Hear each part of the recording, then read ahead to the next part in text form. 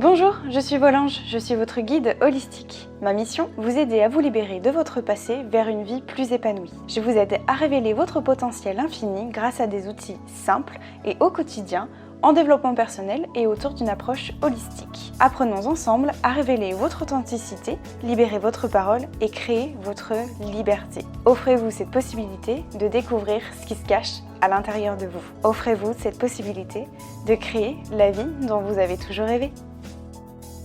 Hello à tous mes anges, j'espère que vous allez bien. Je suis tellement contente de vous retrouver pour ce dernier jour de l'année, c'est clairement ça.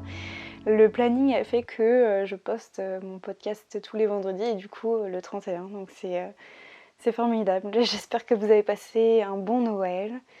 Et surtout cette semaine j'avais très envie de vous proposer en fait comment accueillir sereinement cette nouvelle année. La semaine dernière, je vous invite d'ailleurs à aller l'écouter, on avait fait un petit peu, je vous avais demandé de dresser un petit bilan de votre année, de ce que vous en aviez pensé, ce que vous aviez appris, compris, les enseignements aussi que vous avez retenus et reçus de cette année 2021. Et cette semaine, pour terminer cette merveilleuse année, j'avais envie justement qu'on se tourne un petit peu vers 2022 et sur comment accueillir cette nouvelle année. J'ai envie en fait de vous amener cette semaine à dresser une sorte de liste d'objectifs, de projets pour cette nouvelle année. Pourquoi est-ce que j'ai envie de vous amener à faire ça? Parce que je trouve, et moi je l'ai fait, c'est pour ça que du coup je vous le partage aujourd'hui, parce que je trouve que ça donne énormément d'élan et de motivation pour l'année à venir, que ça vous donne un certain cadre en fait à suivre de cette année-là, que ça vous donne en fait de l'élan, de la motivation pour que vous puissiez accomplir en fait des choses dans votre vie et vous dire voilà cette année j'ai fait ça. Alors on a tendance à dire de manière générale en fin d'année, qui dit nouvelle année dit nouvelle résolution. Alors j'aime pas trop dire ça. C'est pas du tout l'intérêt de ce podcast-là. L'intérêt, c'est que moi j'estime que quand on a envie de faire quelque chose, il n'y a pas de bon moment pour le faire. Faut pas attendre un 1er septembre, un lundi, un machin, un premier de l'an, etc. pour décider de faire quelque chose de nouveau. Mais ici, ce podcast-là est plus dédié à se donner une liste de choses à faire en fait cette année-là. De choses à faire et que vous aimeriez absolument réaliser cette année. Des choses qui vous prennent vraiment aux tripes. Des choses que voilà, vous vous direz à la fin de l'année waouh, je suis trop contente d'avoir fait ça et ça. D'accord? En fait, c'est comme si vous allez faire une sorte de checklist de votre vie en fait. Voilà. Qu'est-ce que vous aimeriez faire cette année? Quels sont vos rêves en fait de but dans la vie? Vous voyez, des fois on se dit dans ma vie j'aimerais faire ça. Mais là c'est pareil, mais sur une année du coup. Alors vous allez me dire ouais mais ok Marion c'est bien et tout ça, mais je sais pas quoi faire. Moi je sais pas quoi faire cette année, en plus ça va être un peu compliqué pour moi parce que je sais pas qu'est-ce qui sera possible de faire, etc. Je vous invite vraiment à prendre un papier et un crayon, d'accord? Et vous allez noter les choses suivantes. Alors vous pouvez le présenter de la manière que vous voulez. Vous pouvez faire par exemple une sorte de brainstorming, c'est-à-dire noter dans un rond au milieu de votre papier objectif 2022 par exemple, et puis mettre tout autour les choses que vous avez envie de faire, d'accord? Vous pouvez faire des listes, vous pouvez faire des vision boards aussi, c'est tout à fait possible avec des photos, des collages, des machins. Vous faites vraiment ce que vous voulez, laissez votre créativité s'exprimer et surtout j'aimerais que vous puissiez m'envoyer vos projets, vos réalisations, que je puisse voir ça. Du coup, quels sont votre objectif de cette année 2022. Donc vous faites de la forme que vous voulez, sachant que vous allez devoir noter ceci. Donc par exemple, si vous faites une sorte de brainstorming, vous mettez tout au centre objectif 2022 par exemple, ou projet, rêve, vœux 2022. Et puis vous allez mettre des domaines, différents domaines. Donc vous allez marquer travail, self-love, santé et sport, amour, amis, famille, challenge hors de ma zone de confort, loisirs, passion. Évidemment, cette liste, elle n'est pas immuable, vous pouvez rajouter autant de domaines que vous voulez. Moi, j'ai pris les domaines principaux, d'accord? Le but, c'est pas de se limiter, je trouve que c'est beaucoup plus intéressant de vraiment découper comme ça, de pas se limiter simplement à vie privée et vie pro, d'accord? Enfin, objectif pro, objectif privé, perso. Le but, c'est vraiment que vous puissiez définir ce que vous voulez faire, vous, de cette année dans différents domaines, d'accord? Évidemment, si vous ne savez pas quoi faire cette année, je vais vous poser un certain nombre de questions. Je vous invite à les écrire, d'accord? Et à prendre le temps, du coup, de répondre, de noter tout ce qui vous passe par la tête. N'essayez pas trop de réfléchir. Écrivez les choses spontanément, telles qu'elles vous viennent. Prenez bien le temps de la réflexion, enfin le temps de poser sur papier, pardon, les questions que je vais vous dire et voilà, notez vraiment spontanément ce qui vous passe un peu par la tête sans trop réfléchir. Et ensuite, je vous invite à relire vos réponses et généralement, vous allez trouver des éléments de réponse dans ces questions-là. D'accord? Première question, c'est quel métier vous souhaitez faire quand vous aviez 5 ans, quand vous aviez 10 ans et quand vous aviez 15 ans? Quelles étaient vos passions, vos aspirations, vos inspirations? Qu'est-ce que vous faisiez pendant votre temps libre? Quelles sont les 5 choses qui vous apportent de la joie, du bonheur, de la gratitude dans votre vie? Dans quel domaine vous aimeriez faire des formations ou apprendre ou en savoir plus? Si vous aviez le choix là maintenant, aujourd'hui, tout de suite, qu'est-ce que vous feriez? Quelles sont les activités qui vous font perdre la notion du temps? Et dernière question, qu'est-ce que vous aimeriez apporter aux autres, au monde? Prenez le temps de poser ces questions et répondez le plus simplement possible. Le meilleur conseil que je pourrais vous donner pour appréhender en fait au mieux cette année, c'est déjà voilà, de vous donner quels sont... Je vais vous donner moi mes petits objectifs de cette année-là, de cette nouvelle année. Le principal, c'est toujours de faire des choses pour soi, à cœur, des choses qui vont vous faire du bien, qui vont aller dans votre sens. D'accord? Ça, c'est super important.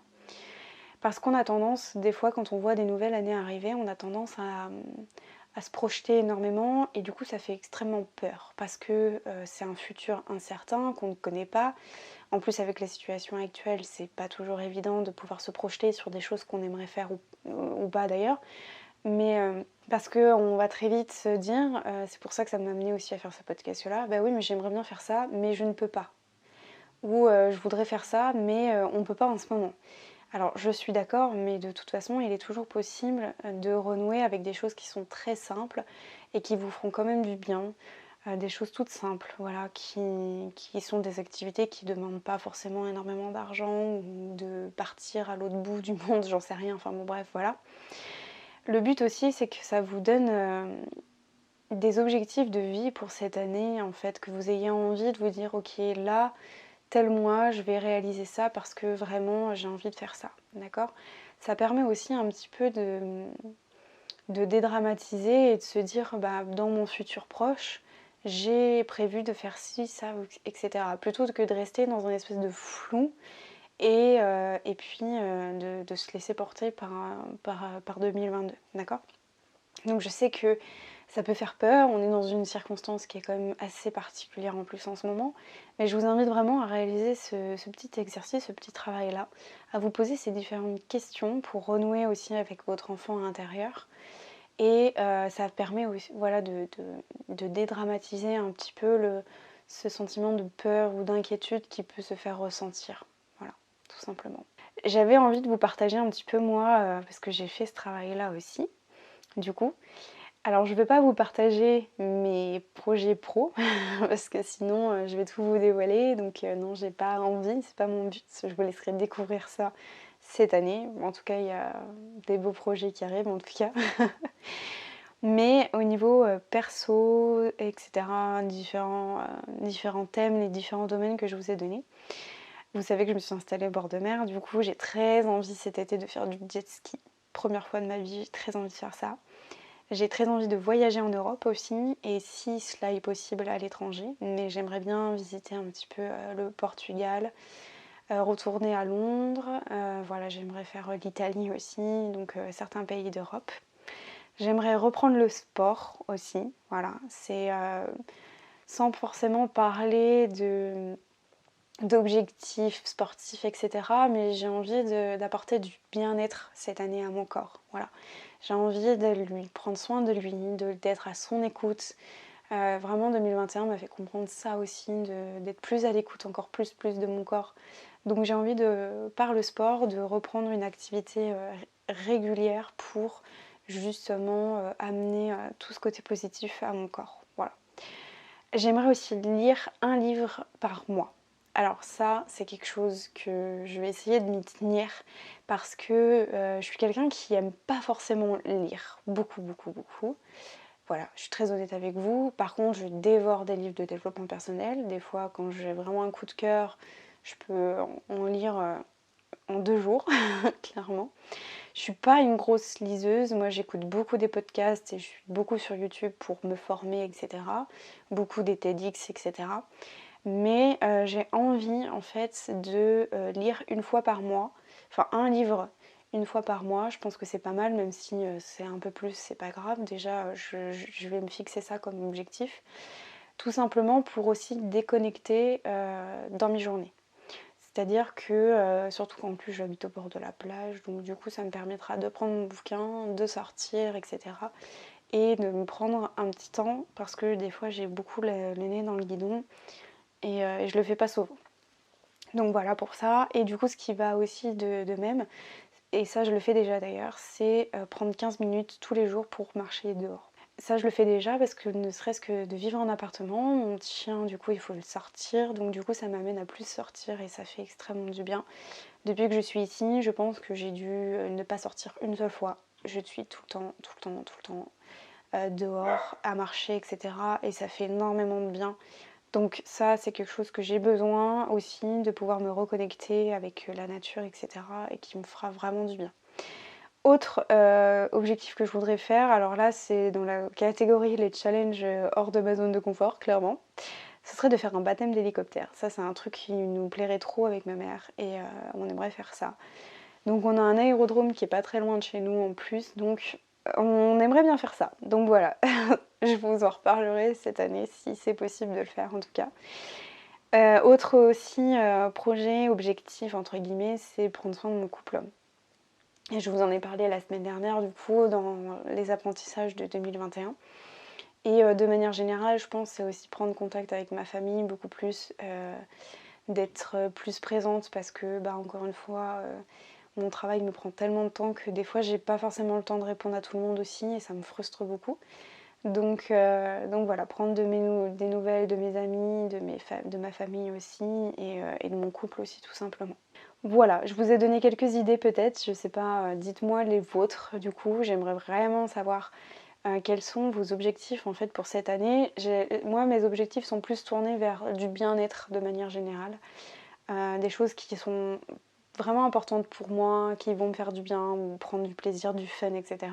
Et voilà, ne pensez pas que boulot, pensez aussi un peu à ce qui est à côté, de faire des choses pour vous. Je pense que si, je ne vous ai pas dit, mais je voudrais aussi, je le fais aussi en ce moment, et renouer avec mon enfant intérieur, avec le piano et avec le chant. Donc c'est quelque chose que je fais aussi, qui me fait énormément de bien. Donc voilà, moi c'est des petites choses en loisir passion que j'avais un peu délaissées jusque-là et cette année j'ai plus envie d'axer sur tout ça. Voilà. Dites-moi du coup dans les commentaires ou partagez-moi sur Instagram du coup les choses que vous aimeriez faire cette année, votre vision board, etc. Partagez-moi tout ça, j'ai hâte de voir vos travaux et vos réalisations. Je vous souhaite de passer de très belles fêtes de fin d'année. On se retrouve la semaine prochaine. Je pourrais vous souhaiter la très bonne année du coup. Passez un merveilleux réveillon. Je vous fais des gros bisous et puis bah à l'année prochaine. Ciao mes anges.